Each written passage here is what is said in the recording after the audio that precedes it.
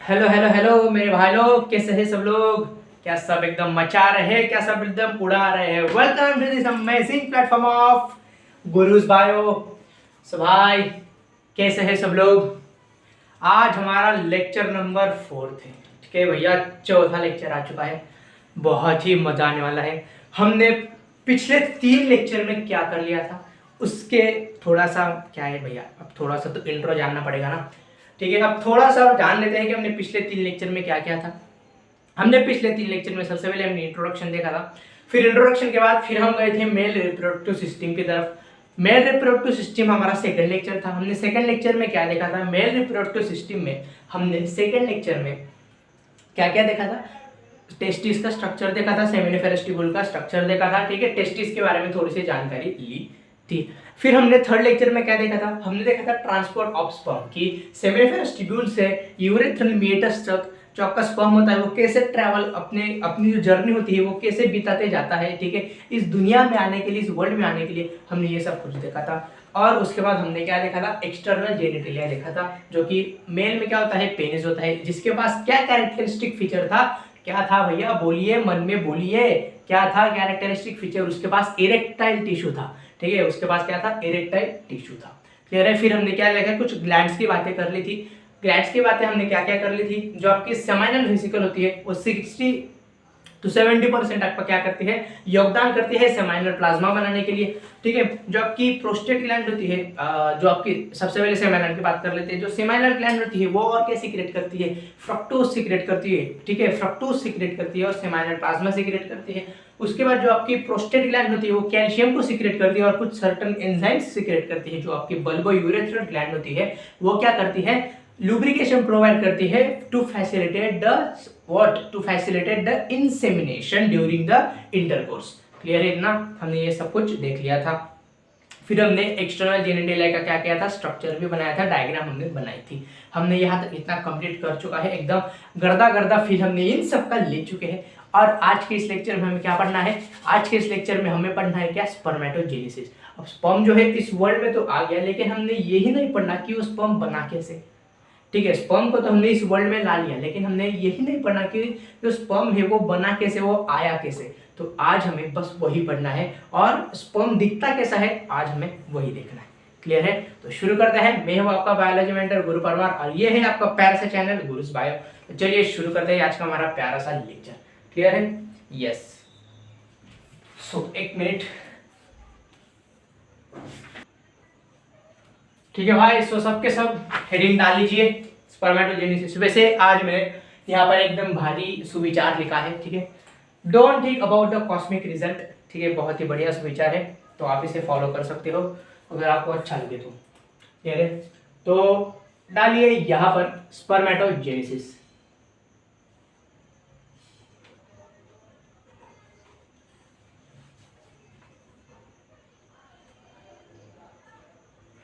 देखो, स्पर्मेटोजेनेसिस के बारे में पहले कुछ पॉइंट्स लिखेंगे। ठीक है, दिख रहा है क्या भैया, पहले मुझे आप वो दिख लेने दीजिए। हाँ, दिख तो रहा है। ठीक है, थोड़ा सा।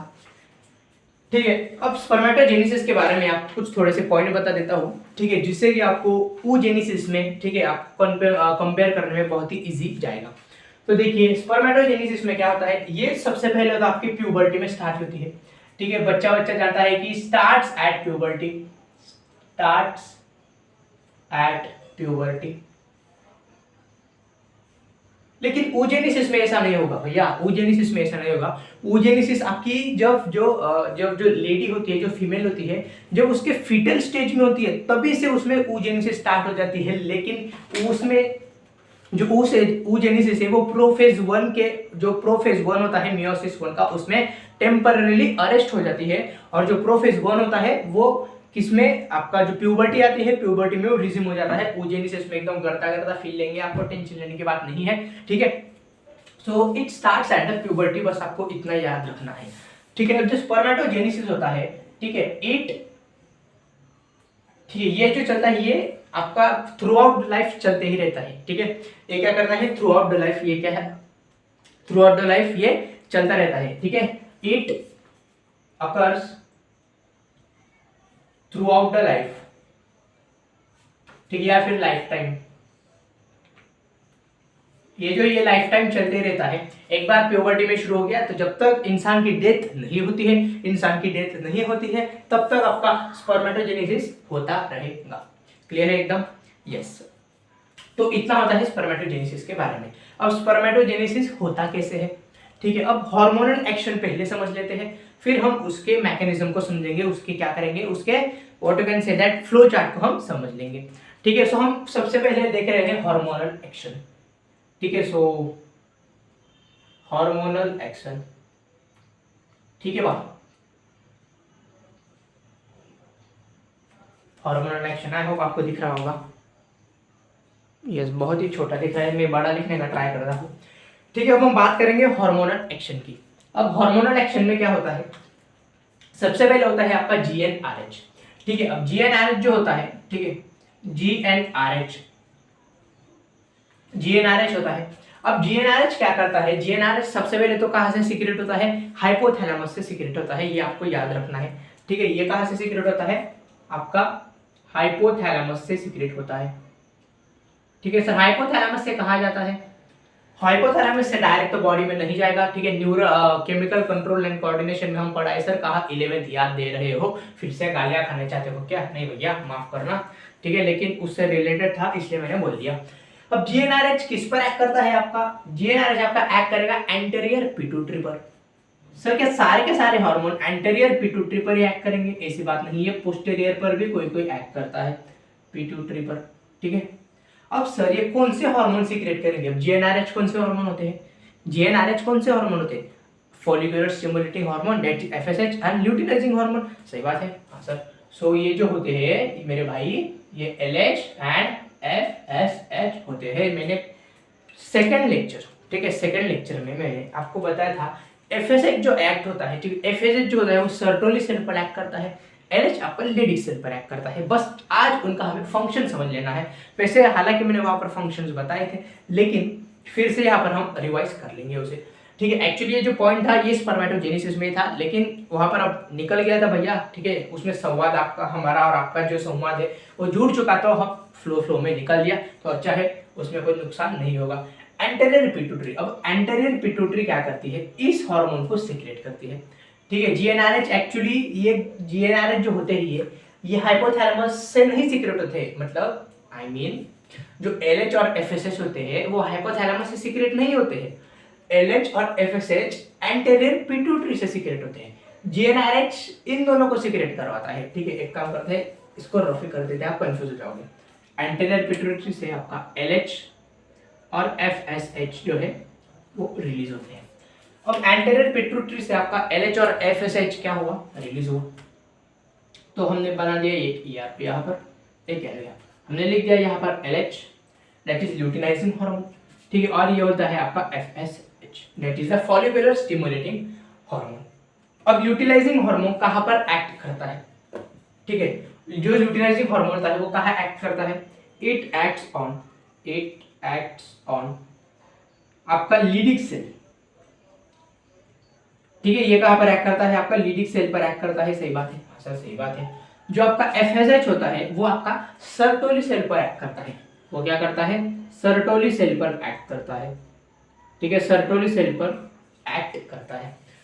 सर लीडिक सेल पर एक्ट क्यों करता है, ये लीडिक सेल पर इसलिए एक्ट करता है, ठीक है, टू सीक्रेट टेस्टोस्टेरोन या फिर एंड्रोजन, ठीक है, टू सीक्रेट एंड्रोजन को सीक्रेट करने के लिए, ठीक है। एंड्रोजन का मतलब एंड्रोजन एक ग्रुप ऑफ हार्मोन है, उसमें एक बंदा आता है जिसको हम बोलते हैं क्या, टेस्टोस्टेरोन। क्लियर है मेरे भाई, मेरे बंधु, मेरे दोस्त, ठीक है।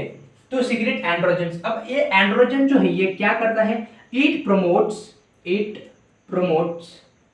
ये क्या करता है, इट प्रमोट्स या फिर फैसिलिटेट स्पर्मेटोजेनेसिस, ठीक है। ये क्या करता है, स्पर्मेटोजेनेसिस को क्या करता है, फैसिलिटेट करता है या फिर प्रोमोट करता है।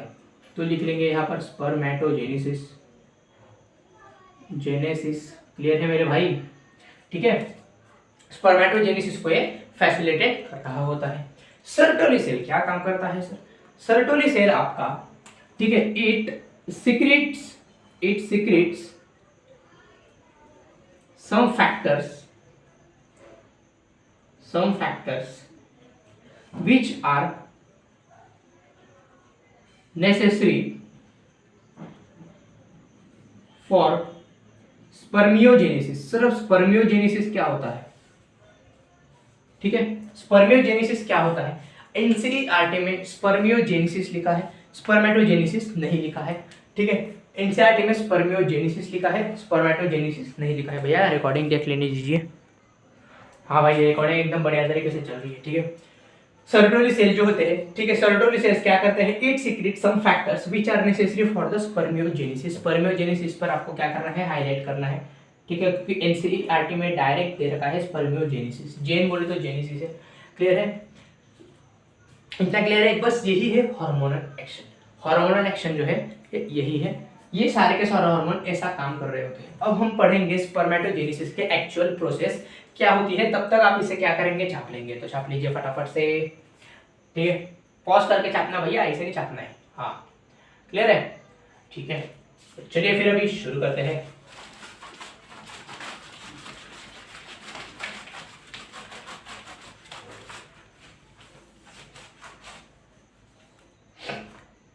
चलो फिर अभी शुरू करते हैं। क्लियर है, अब शुरू करेंगे हम। तो शुरू कर, हाँ ठीक है सर, परेड कर रहे हो क्या, नहीं भाई, ठीक है, यस। सो सबसे पहले क्या होता है, देखो हमने मेलजम सेल का नाम सुना था ना, हमने मेलजम सेल का नाम सुना था ना। हाँ सर, सर्टोली सेल्स में थी, एकदम से छोटे छोटे क्यूबॉइडल सेल्स मैंने आपको बताए थे। और सर्टोली सेल्स आपको कैसे बताए थे, अगर जिसको याद नहीं आ रहा हो तो भैया हमने कैसा सेमिनिफेरस का ट्यूबुल्स बनाया था, सेमिनिफेरस ट्यूबुल का ऐसा स्ट्रक्चर बनाया था। लेक्चर सेकंड में मेल रिप्रोडक्टिव सिस्टम के पार्ट 1 में हमने स्ट्रक्चर बनाया था, उसमें हमने कुछ ऐसा दिखाया था, अगर आपको याद आ रहा हो तो, ठीक है, हमने कुछ ऐसा दिखाया था, अगर आपको कुछ याद आ रहा हो तो, ठीक है, आना तो चाहिए भैया याद, क्योंकि 2 साल का भी तो याद रखना है ना, ठीक है। सो हमने ऐसा कुछ जो मैं यहाँ पर ब्लू कलर से बना रहा हूँ, ये जो है ये आपके मेल जर्म सेल है बेसिकली, ठीक है, ये क्या है, आपके मेल जर्म सेल है, यही आपके मेल जर्म सेल है। अब इन मेल जर्म सेल्स को हम दूसरा नाम बोलते हैं, हम इसे प्यार से क्या बोलते हैं पता है आपको, ठीक है, हम इनको बोलते हैं प्यार से स्पर्मेटोगोनिया, ठीक है, इनको हम प्यार से बोलते हैं स्पर्मेटोगोनिया, इनका निकनेम है, ठीक है। अगर आप इनको स्पर्मेटोगोनिया आप इन्हें बोलोगे तो इन्हें बहुत अच्छा लगता है भाई, ठीक है, यस, क्या पता कि तुम्हारे मार्क्स बचा ले, ठीक है, यस। तो ये है, अब स्पर्मेटोगोनिया जो होता है, ठीक है, अब हम यहाँ पर लिखेंगे डायरेक्ट पाथवे। तो स्पर्मेटोगोनिया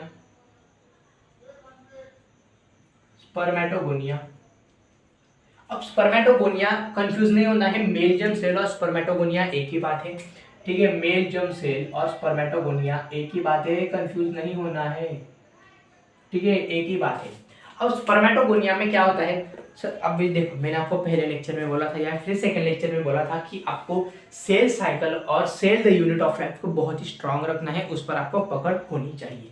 अब हम यहाँ पर मियोसिस और माइटोसिस का भैया बहुत ही बढ़िया कंसेप्ट यूज होने वाला है। और अगर आपको मियोसिस माइटोसिस पता है कि मियोसिस में क्या होता है, माइटोसिस में क्या होता है, तो आप स्पर्मेटोजेनेसिस वाले प्रोसेस और oogenesis वाले प्रोसेस आप बहुत ही बढ़िया तरीके से समझ रहे होंगे, ठीक है, इसकी गारंटी मेरी है, ठीक है। अगर आपको सेल साइकिल और सेल डिवीजन पर आपकी पकड़ नहीं है तो प्लीज आप उस पर पकड़ कीजिए। अगर आप उस पर अच्छे से पकड़ कर लेंगे तो आपको स्पर्मेटोजेनेसिस और oogenesis आपको बहुत ही बढ़िया तरीके से समझ में आ जाएगा।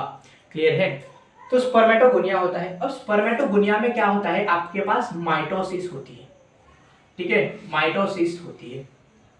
अब सर जैसे कि अगर आपको पता हो कि सर माइटोसिस क्या होती है, ठीक है, माइटोसिस क्या होती है, ठीक है, अगर आपको 11th याद हो, अब भैया सीरियस बोल रहा हूँ, अगर आपको 11th याद हो तो माइटोसिस क्या होती है, इक्वेशनल डिवीजन होती है कि नहीं होती है, माइटोसिस आपकी इक्वेशनल डिवीजन होती है। अब इक्वेशनल डिवीजन में क्या होता है, 1 से 2 सेल बनते हैं, 2 से 4 बनते हैं, 4 से 8, 8 से 16, 16 से 32, 32 से 64, 64 से 128, 128 से 256, 256 से 512, 512 से 1024, 1024 के आगे मुझे नहीं आता है, मेरी सीमा यहीं तक ही है, ठीक है। सो इसमें माइटोसिस होती है। सर क्या माइटोसिस एक ही बार होती है, नहीं, माइटोसिस बहुत सारे मेनी टाइम्स होती है, ठीक है, बहुत बार होती है, माइटोसिस मेनी टाइम्स अकर, ठीक है, बहुत बार होती है।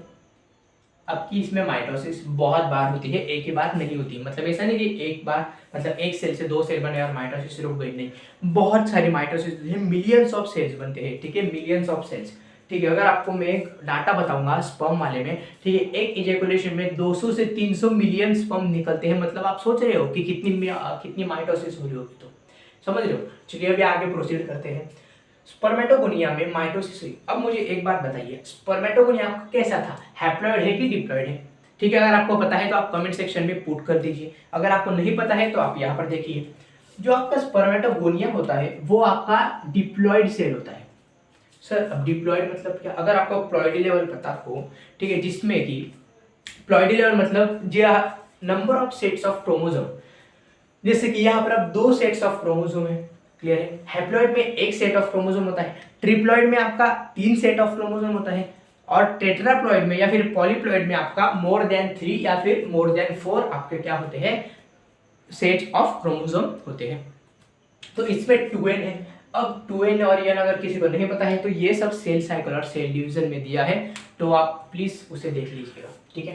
तो स्पर्मेटोगोनिया में फिर आपका क्या होता है, इसमें स्पर्मेटोसाइट होता है, प्राइमरी स्पर्मेटोसाइट।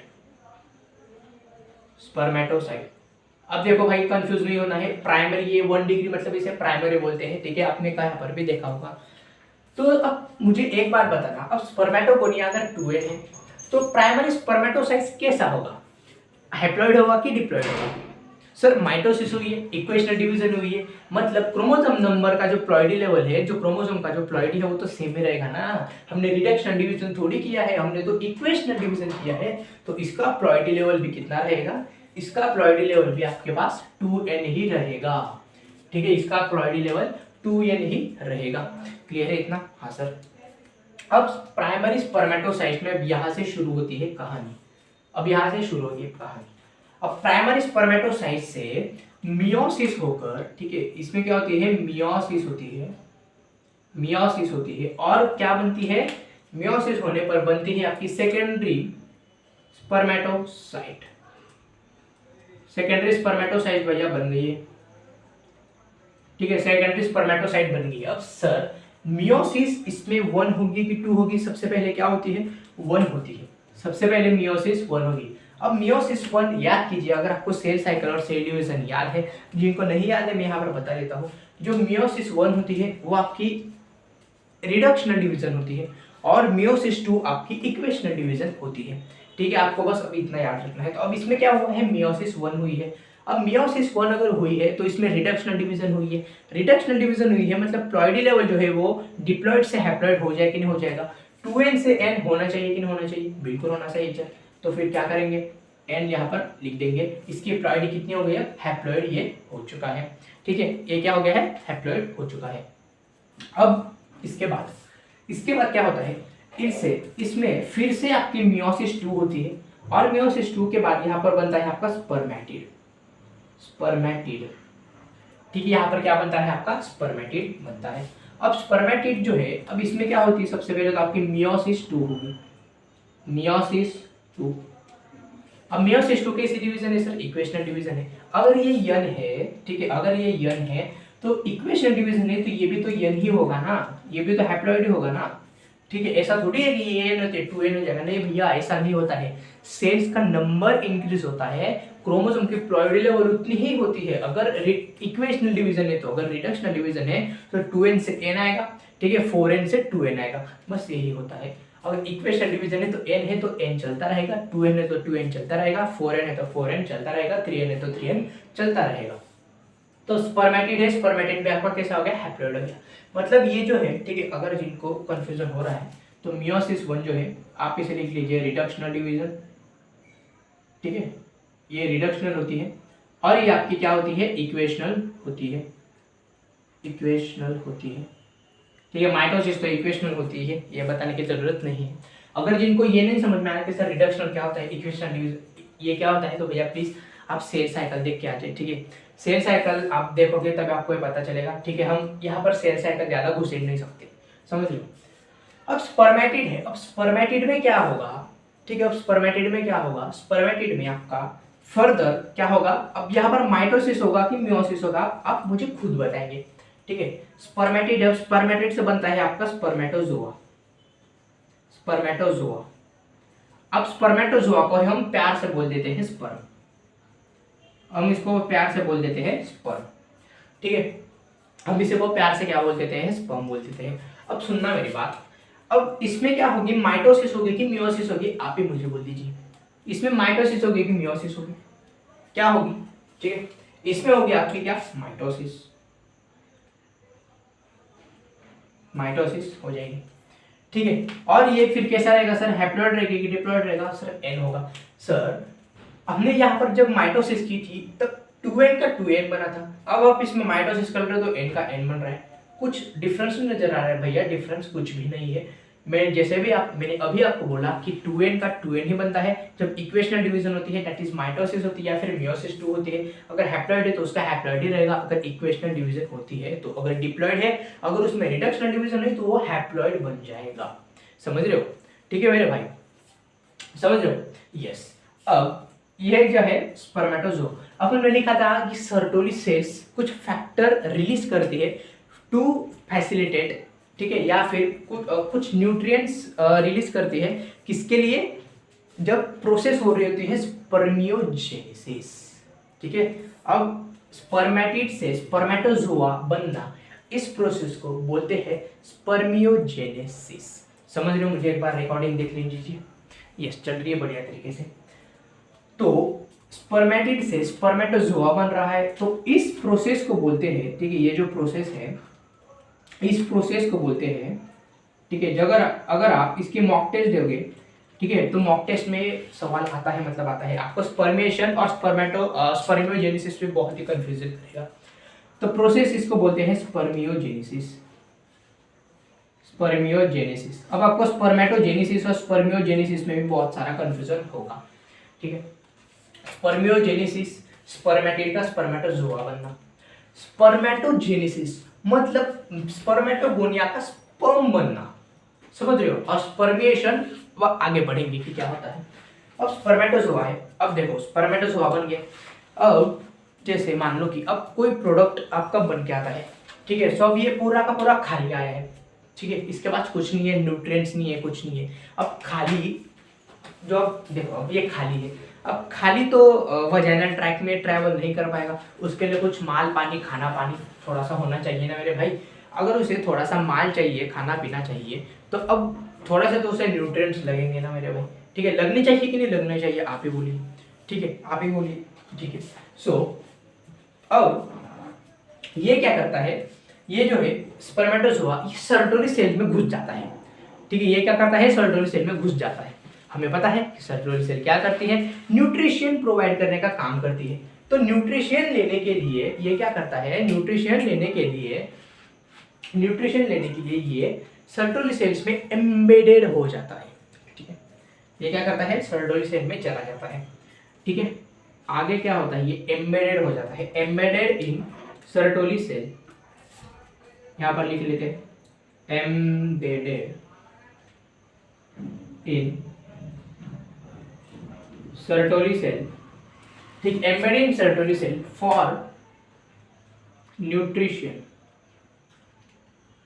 न्यूट्रिशन को लेने के लिए क्या हो जाता है, एम्बेडेड हो जाता है, ठीक है। एम्बेडेड एनसीईआरटी में दिया हुआ है, ठीक है, एनसीईआरटी में शब्द दिया हुआ है एम्बेडेड।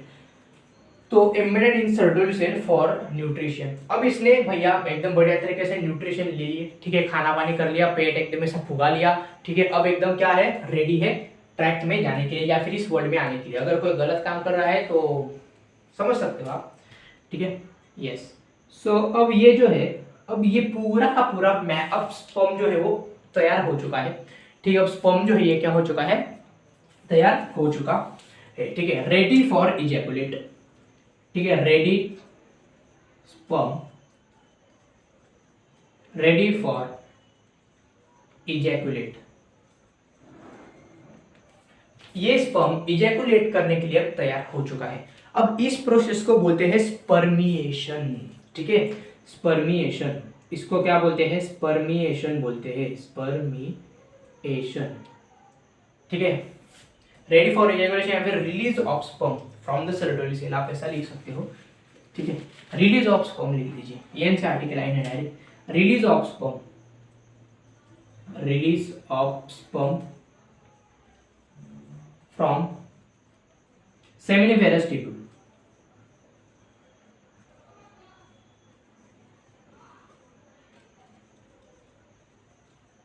सेमिनिफेरस ट्यूब्यूल से स्पर्म का रिलीज होना, यही होता है क्या, स्पर्मिएशन। ठीक है, अब इसमें बहुत सारे मेरे भाई जो है, मेरी सारी बहनें जो है, ये इसमें बहुत ही कंफ्यूजन रहती है। कंफ्यूजन किस में होता है पता है आपको? सबसे पहला कंफ्यूजन होता है आपका स्पर्मेटोजेनेसिस, फिर स्पर्मेटोजेनेसिस से ही मिलता जुलता उसका मौसी का लड़का है स्पर्मियोजेनेसिस, और स्पर्मियोजेनेसिस ही उसके थोड़ा सा दूर के मौसी का लड़का है, उसकी बुआ का लड़का है स्पर्मिएशन।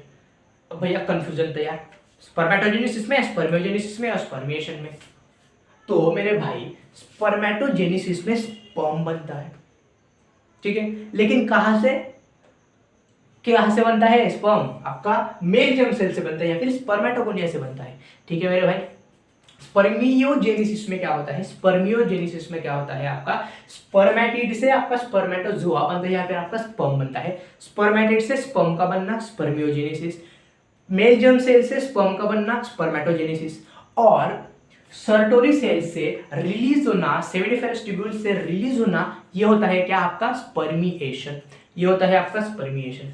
क्लियर है एकदम? तो क्या करेंगे, अगर आपको समझ में नहीं आया है तो एक बार मैं इसके गुरु सुपरफास्ट चला देता हूँ, आपको बहुत ही एकदम क्रिस्टल क्लियर हो जाएगा। तो देखिए यहाँ पर सबसे पहले क्या होता है, स्पर्मेटोगोनिया होता है। ठीक है, एक मिनट बस, मुझे एक मिनट देना।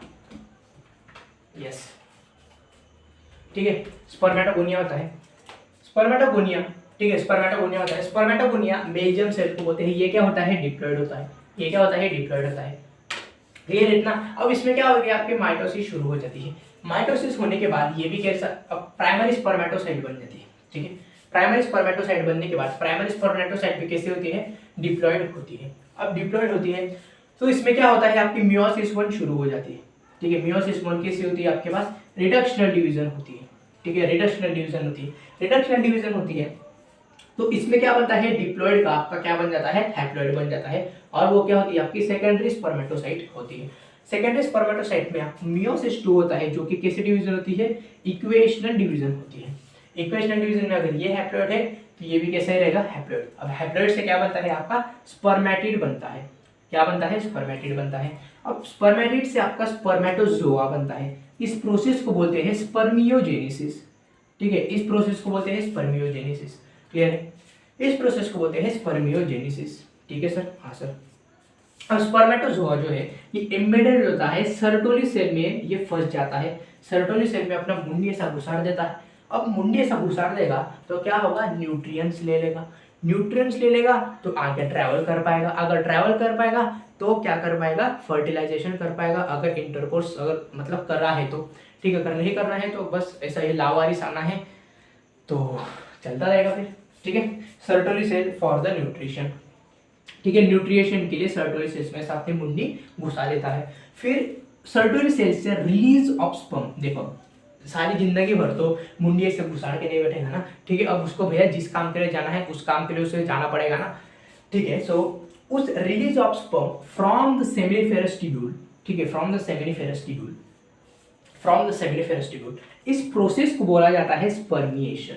इसी प्रोसेस को क्या बोलते हैं, स्पर्मिएशन बोलते हैं। क्या आपको इतना क्लियर है? क्या आपको स्पर्मेटोजेनेसिस की प्रोसेस क्लियर है? क्या इसके पहला वाला आपको हार्मोनल एक्शन आपको क्लियर है? ठीक है, एक बार गुरु सुपरफास्ट चला लेते हैं इसके, क्योंकि बहुत ही इंपॉर्टेंट है। प्रीवियस ईयर में इससे बहुत सारे क्वेश्चन आए हुए हैं। ठीक है, तो बहुत ही इंपॉर्टेंट टॉपिक है। एक बार इसके गुरु सुपरफास्ट चला लेते हैं जिससे कि आपको एकदम क्रिस्टल क्लियर हो जाएगा। हमने क्या पढ़ा, सबसे पहले हमने हार्मोनल एक्शन पढ़ा। ठीक है, हार्मोनल एक्शन हमने इसलिए पढ़ा क्योंकि मतलब लिंक अच्छे से लग जाती है। तो मुझे एक बात बताना, जीएनआरएच था, जीएनआरएच हाइपोथैलेमस से सीक्रेट होता है। जीएनआरएच आपका हाइपोथैलेमस से सीक्रेट होता है। हाइपोथैलेमस से एंटीरियर पिट्यूटरी में जाता है। एंटीरियर पिट्यूटरी क्या सीक्रेट करती है, एलएच और एफएसएच सीक्रेट करती है। एलएच और एफएसएच कहां पर आते हैं, टेस्टिस में आते हैं। एलएच एक्ट करता है आपका लीडिक सेल पर to secrete androgen which promotes the क्या, स्पर्मेटोजेनेसिस। क्लियर है? मैंने स्पर्मियोजेनेसिस नहीं बोला है, स्पर्मेटोजेनेसिस बोला है, जो कि एंड्रोजन क्या करता है, प्रमोट करता है। फिर आपका फॉलिकुलर स्टिमुलेटेड हार्मोन आया, एफएसएच आया। एफएसएच आपका सर्टोली सेल पर एक्ट करता है to release some factors which are necessary for the spermiogenesis. मेरे शब्दों पर जानना, स्पर्मियोजेनेसिस बोला है। एंड्रोजन के केस में स्पर्मेटोजेनेसिस था और एफएसएच के केस में आपका स्पर्मियोजेनेसिस है। ये एनसीईआरटी के लाइन है। क्लियर है?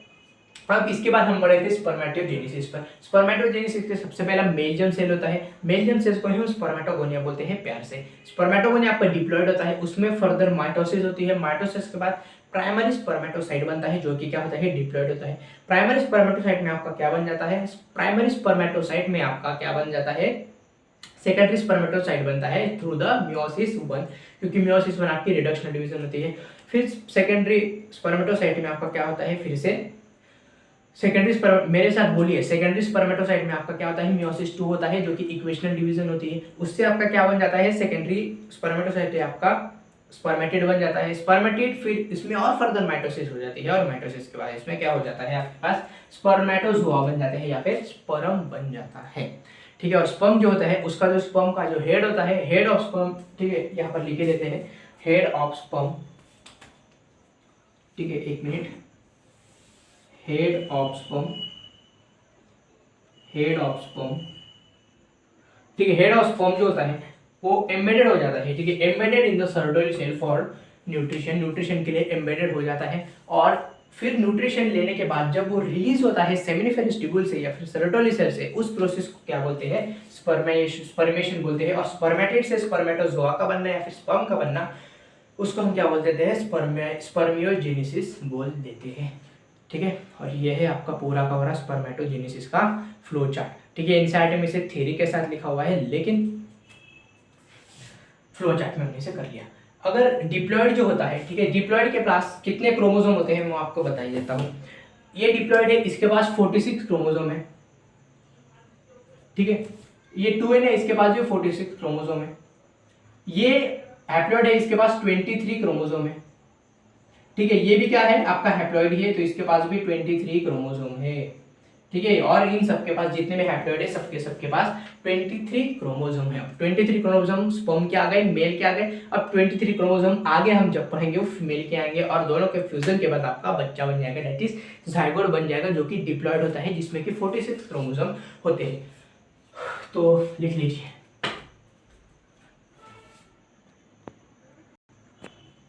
चलो भैया, फिर अभी आज का लास्ट टॉपिक करते हैं और फिर चलते हैं अपने अपने घर। ठीक है, सो स्ट्रक्चर ऑफ स्पर्म नाम डाल लीजिए, फिर स्ट्रक्चर ऑफ स्पर्म।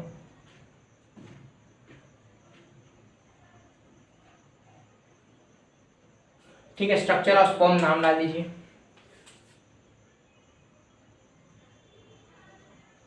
अब हम बनाएंगे इसकी स्पर्म की डायग्राम।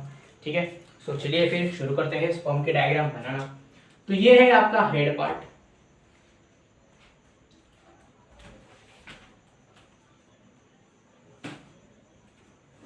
ठीक है, ये क्या है, आपका हेड पार्ट है। ये है आपका मिडल पीस, और ये चली गई आपकी टेल। चलो जी, आने दो आने दो आने दो आने दो आने दो, आंदे आंदे आंदे आंदे आंदे आंदे आंदे आंदे, यस, आ गया। ठीक है, इसके ऊपर एक ऐसा शीट जैसा प्रेजेंट होता है। ठीक है, यहाँ पर कुछ, ठीक है, यह राजा का मुकुट नहीं है रे बाबा। ठीक है, समझ में आया क्या, यह राजा का मुकुट नहीं है। हाँ, इसमें ये क्या हो गया भैया, यस, सॉरी, यहाँ पर आपका कुछ ऐसा, भैया हम जो ये बना रही है डीएनए नहीं है। ठीक है, ये डीएनए नहीं है, डीएनए तो आपका यहाँ पर प्रेजेंट है। ठीक है, यहाँ पर आपका डीएनए प्रेजेंट है। ठीक है, तो चलिए फटाफट से शुरू करते हैं प्यारा सा हमारा स्पर्म का इस ओवरव्यू। देखिए, ये जो आपको ऊपर दिख रहा है इसे कहते हैं एक्रोसोम। ठीक है, इसे क्या कहते हैं, एक्रोसोम। अब सर एक्रोसोम का क्या क्या, ये क्या करता है, एंजाइम्स क्या कर रहा है, it has enzymes, it has enzymes. Sir enzymes क्यों सर, ऐसा क्या है इसके एंजाइम में, एंजाइम इसलिए, ठीक है, हेल्प इन फर्टिलाइजेशन। ठीक है, हेल्प इन फर्टिलाइजेशन। सर इसके एंजाइम के बिना फर्टिलाइजेशन नहीं होगा क्या, नहीं होगा। ठीक है, नहीं होगा, क्यों सर, क्योंकि ये जो ऊलेमा होती है सर, ऊलेमा क्या होती है, वॉल ऑफ ओवम जो है, वॉल ऑफ ओवम को तोड़ने का काम यही करता है, समझ रहे हो, यस, तोड़ने का काम यही करता है। फिर आता है, ये क्या है आपका हेड रीजन है। ठीक है, ये क्या है आपका हेड रीजन है। हेड में क्या होता है आपका, हेड में क्या होता है आपका न्यूक्लियस प्रेजेंट होता है, न्यूक्लियस प्रेजेंट होता है। न्यूक्लियस तो नहीं कह सकते आप, इसे डीएनए ही कहिए। डीएनए प्रेजेंट होता है जो कि कैसा होता है, हैप्लॉइड होता है। ठीक है, यहाँ पर जो आपको ऐसा स्पाइरल शेप दिख रहा है, सबसे पहले तो आप इसे मिडल पीस बोलोगे। ठीक है, आप इसे क्या बोलोगे, मिडल पीस। और ये जो आपको ऐसा दिख रहा है ये न्यूमेरियस, ठीक है, न्यूमेरस स्पाइरल माइटोकॉन्ड्रिया है, माइटोकॉन्ड्रिया है। ठीक है, न्यूमेरियस वर्ड यहाँ पर बहुत इंपॉर्टेंट है, तो कृपया आप इसे मार्क अच्छे से कर ले। ठीक है, एक माइटोकॉन्ड्रिया नहीं, बहुत सारे माइटोकॉन्ड्रिया होते हैं, एनसीईआरटी के लाइन है। ठीक है, यहाँ पर होता है आपका सेंट्रियोल, ये जो है ये क्या है आपका सेंट्रियोल है। ठीक है, जो कि सेल डिवीजन में काम करता है। ठीक है, और ये जो आपको जो पार्ट दिख रहा है ये है आपका टेल वाला पार्ट। ठीक है, ये टेल वाला पार्ट है। टेल वाला पार्ट सर क्या काम करता है, हेल्प इन मोटिलिटी। ठीक है, help in motility of sperm, sperm की मोटिलिटी में हेल्प कर रहा होता है।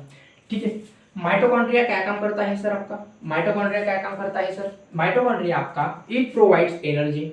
ठीक है भैया, सबको पता है पावर हाउस ऑफ सेल किसे बोलते हैं, माइटोकॉन्ड्रिया को बोलते हैं। तो ये क्या प्रोवाइड करेगा, एनर्जी प्रोवाइड करेगा। भैया बच्चे जानता है which is the power house of cell, mitochondria. ठीक है, ये तो फेमस डायलॉग हो चुका है आजकल। ठीक है, बायोलॉजी वाले जो नॉन बायो जो स्टूडेंट होते हैं ना, वो हमें चिढ़ाते हैं यार कि भैया हमें भी पता है कि क्या होता है आपका क्या बोलते हैं यार।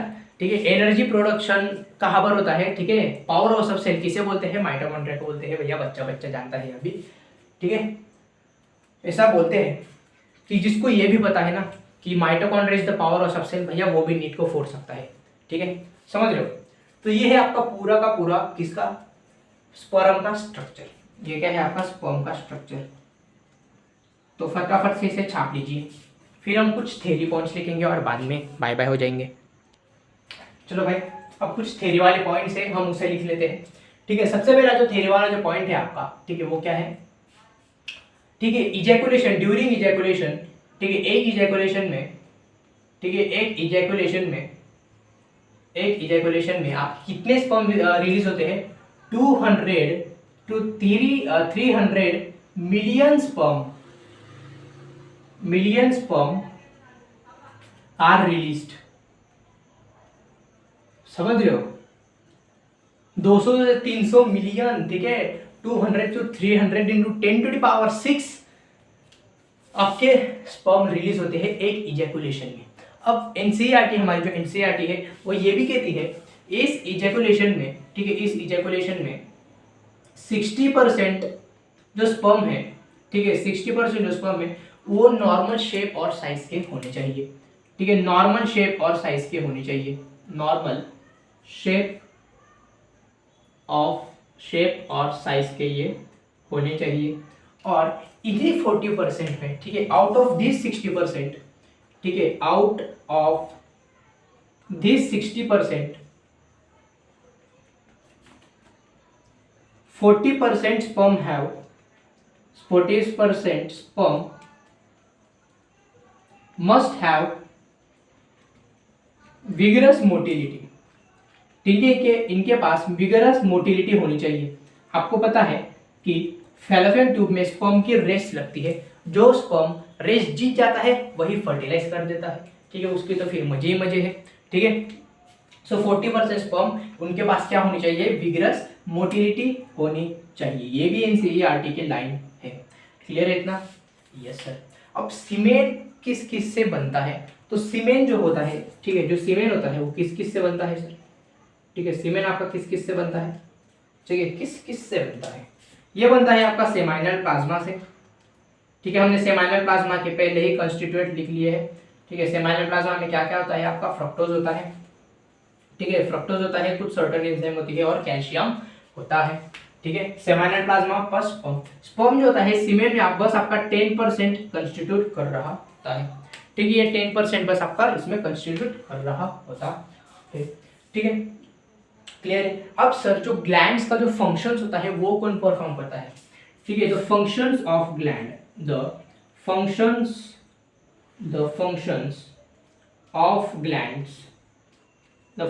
Of glands are performed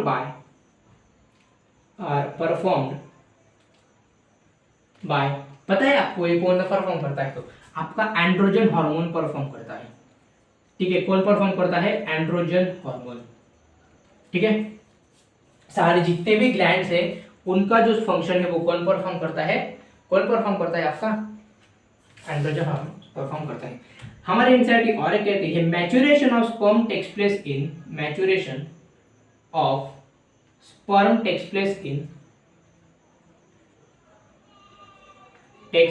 in epididymis, ठीक है। एपिडिडिमिस फिर से आ गया, ठीक है, ये कहता है, ठीक है। मेजर है, अगर ऑप्शन में दिखा तो आपको एपिडिडाइमिस ही लगाना है, लेकिन और कुछ कैसा है? It also store the sperm for few hours, कुछ घंटे के लिए आपका इस स्पर्म को भी स्टोर करने का काम कर रहा होता है। एपिडिडाइमिस का जो फंक्शन है वो भी कौन रेगुलेट करता है? रेगुलेटेड बाय, ठीक है, रेगुलेटेड बाय वही आपका एंड्रोजन हार्मोन, ठीक है। एंड्रोजन हार्मोन यही रेगुलेट कर रहा होता है।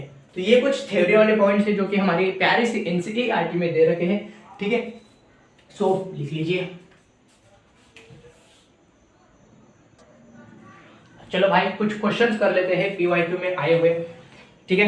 कुछ क्वेश्चंस कर लेते हैं पीवाईक्यू में आए हैं, ये 2015 में आए हैं, 2015, ठीक है। तो चलिए कुछ पीवाईक्यूज कर लेते हैं। Choose the correct for the haploid cells. अब बोला गया है इसमें से हैप्लॉइड सेल्स को आपको करेक्ट चूसना है, ठीक है। रिकॉर्डिंग शुरू है ना? हाँ शुरू है, ठीक है। इसमें से आपको करेक्ट वन चुनना है।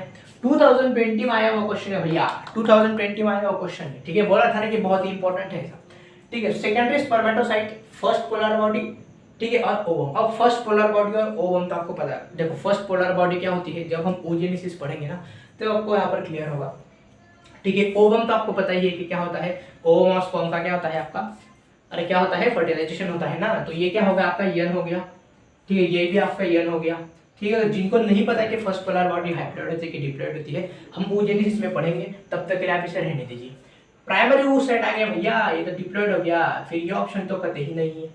स्पर्मेटोगोनिया भैया ये भी डिप्लॉइड आ गया, ये भी नहीं आ गया, नन तो होगा ही नहीं। ऑप्शन क्या है आपका?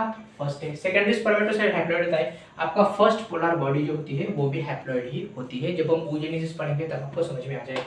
Difference between spermiogenesis and spermiation 2018 में आया हुआ प्रश्न है। क्या है सर? स्पर्मियोजेनेसिस क्या होती है, ठीक है। स्पर्मियोजेनेसिस क्या होती है? स्पर्मेटिड का स्पर्म में बनना, सही बात है, ठीक है। स्पर्मेटिड का स्पर्म में बनना यही होती है ना? हाँ सर। स्पर्मिएशन क्या होता है सर? सर्टोली सेल से, ठीक है, सर्टोली सेल